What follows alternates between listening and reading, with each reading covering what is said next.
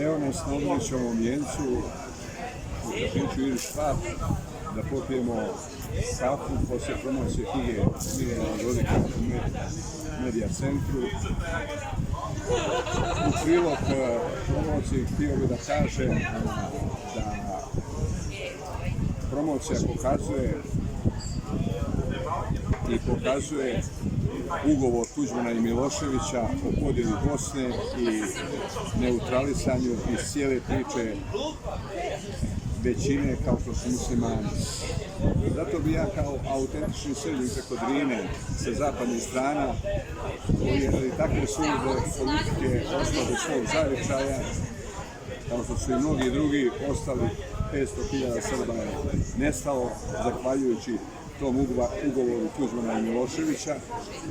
Oni, pošto su danas taj režim koji je to održavao cijelo vrijeme i dovodio na vlast političare koji su sprovodili taj ugovor.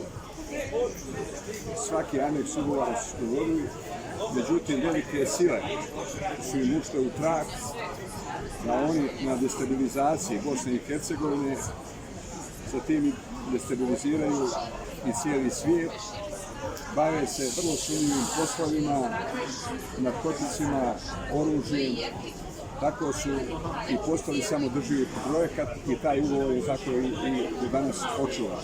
Danas kada su velike sile digle i kada su krenule u istragu puteva oružja i puteva droge i kada su najavili micanje takvih režima koji proizvode haos, koji se bave terorizmom, oni su se našli u panici i ovo su njihovi posljednji trzaji da napadnu Bakira Izetbegovića i deklaraciju SDA. Ja kao čovjek koji se dugo godina bavim analizom istorije na ovim prostorima i objavio sam 6 knjiga, sad i 7 na tu temu objavljujem za sajam ove godine, koji to dubinski istražuje, lako mogu da prepoznam o čemu se tu radi. Oni ako su mislili, a imali su šansu, pošto je Jugoslavija bila upravo satkana kao današnja Bosna i Hercegovina, tada nisu dozvolili ti koji su vladali Jugoslavijom, bolje rečeno ta ustaško-komunistička koalicija i taj ugovor Tuđmana i Miloševića, nisu dozvolili da se provedu savezni izbori po građanskom principu jedan čovjek, jedan glas. Da su dozvolili, Srbi su bili dominantni u toj državi, oni bi u saveznom parlamentu imali većinu. To ne znači, ako imaš većinu, da imaš pravo da ugnjetavaš manjinu. Tako da mislim da i današnja Bosna i Hercegovina i ta deklaracija, pa i taj jedan čovjek, jedan glas, ne bi ugrozio Srbe. Jer sa većinom se uvijek dogovara, a ne sa manjinom. Sa 17% Hrvata, čijima je vrhovna težnja da vladaju Bosnom, da je pokatoliče, kroz upravo ove političke opcije, njih nema nigdje, oni su fini. Današnji govornici na promociji knjige Miljana Dodika samo su napadali svoje komšije, muslimane, a pritom ni riječi nisu spomenuli o Hrvatima koji su protjerali 300.000 Srba iz Krajine. To nisu spomenuli, kao da tamo nije bilo Srba. Niko ne može Bosnu i Hercegovinu rasvojati. Ako ćemo gledati istorijski, Bosna i Hercegovina je najstarija srpska država. I nju treba čuvati i njegovati. Ako je neki narod tu brojniji, to ne znači da će on totalno dominirati, ali da će čuvati na demokratskim principima, u dogovoru sa Srbima, graditi i čuvati Bosnu i Hercegovinu. Ako očuvamo Bosnu i Hercegovinu, očuvali smo i Srbiju, očuvali smo i Kosovo.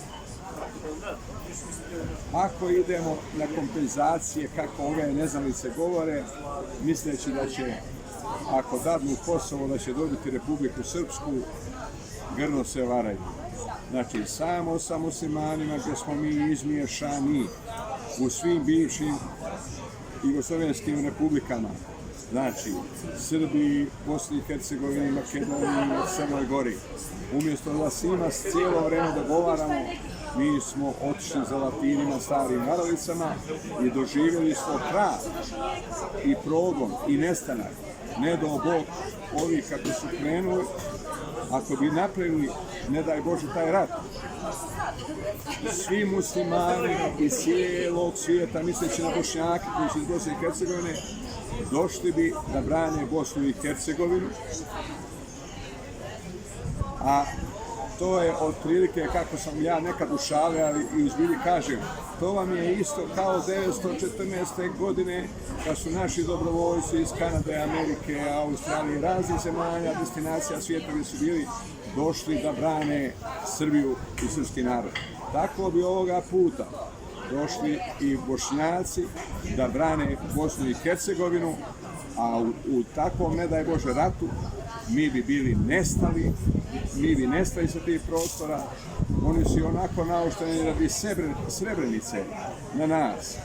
Ne znaju oni da to nije počinio česti Srbin, česti domaćin, da je to počinila ova ustaško-komunistička koalicija, da su to ljudi Mire Marković i ovih jugoslovenskih službi sve pripremali, a onda su gurnuli srpski narod. Srpski narod nikad nije bio zločinački narod. Tako da se znaju pojedinci koji su to odradili. Ako dođe ozbiljna vlast na čelo iz Bosne i Hercegovine i Srbije, oni će svi biti procesuirani. To je pojedinačni njihov zločin, a oni su to učinili u ime Srba, a Srbi nisu. Eto, toliko imao bi mnogo toga da kažem, ali za sada toliko i hvala vam što ste me saslušali.